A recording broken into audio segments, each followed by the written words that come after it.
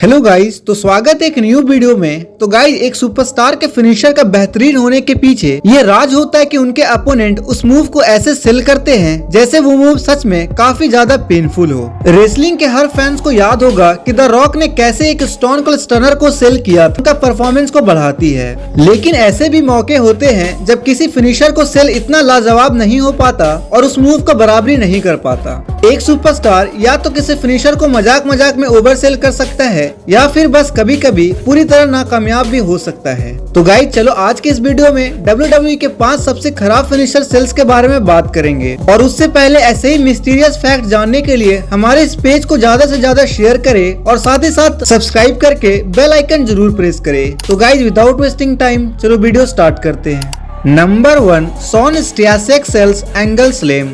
बहुत सारे WWE legends ने अपना debut Survival Series pay per view पर किया है, जैसे कि द अंडरटेकर, द रॉक और कर्ट एंगल। एंगल के पेपर व्यू डेब्यू के लिए उन्होंने शॉन स्टियाक का सामना किया था और ये मैच फैंस को ये दिखाने के लिए बनाया गया था कि एंगल क्या कर सकते हैं। इस मैच को खत्म करने के लिए एंगल ने एक एंगल स्लैम का इस्तेमाल किया, लेकिन स्टियाक्स यहाँ पर तुरंत ही उठकर खड़े हो गए और उन्होंने उस मूव को बिल्कुल भी सेल नहीं किया और नाटक करने लगे। ये एंगल के फिनिशिंग मूव से निकलने का एक खराब तरीका था और इस डेब्यू मैच के बाद एंगल के फिनिशिंग मूव को असरदार साबित करने के लिए WWE को बहुत मेहनत करनी पड़ी थी।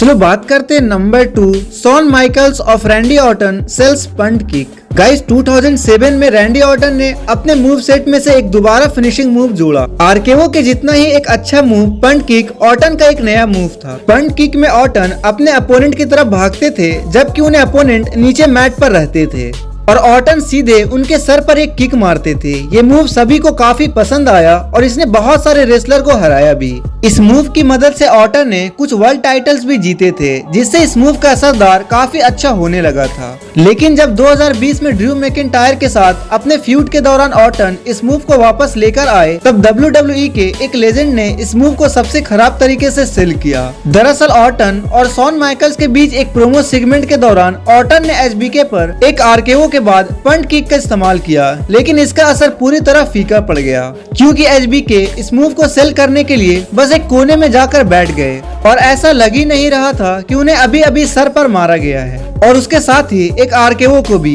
एक ऐसा फिनिशर जिसे बड़े बड़े रेसलर को बेहोश कर चुका है।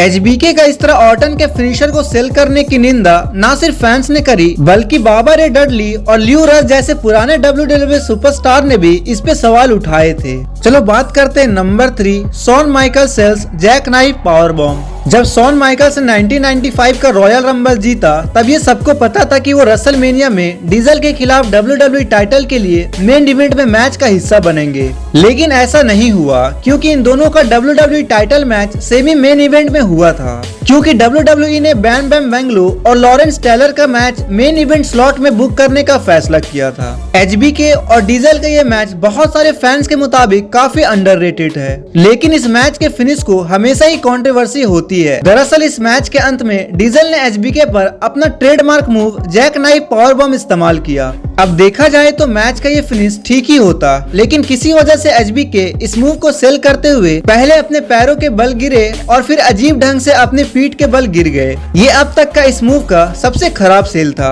और ये हुआ भी था रेसलमेनिया में। मैच के मुताबिक HBK ने ऐसा जानबूझकर किया था क्योंकि वो कंपनी में उनकी जगह लेना चाहते थे और पावर बॉम्ब को इस तरह से सेल करने से नैश का मजाक बन सकता था, बिल्कुल HBK की तरह। चलो बात करते हैं number 4, Rikishi sells the Rock Bottom. Guys, दरअसल साल 2000 में द रॉक और रिकीसी ने एक दूसरे के खिलाफ कई मैचेस किए थे और हालांकि वो सभी मैचेस ठीक थे, लेकिन एक ऐसा मैच जो उन्होंने स्मैकडाउन में किया था जिसमें रॉक के फिनिशिंग मूव का एक इनफेमस सेल हुआ था। जब द रॉक ने अपना रॉक बॉटम मूव किया, तब रिकीसी ने इस मूव को सेल करने के लिए बस थोड़ा कूदकर अपने घुटने पर गिरने का फैसला किया।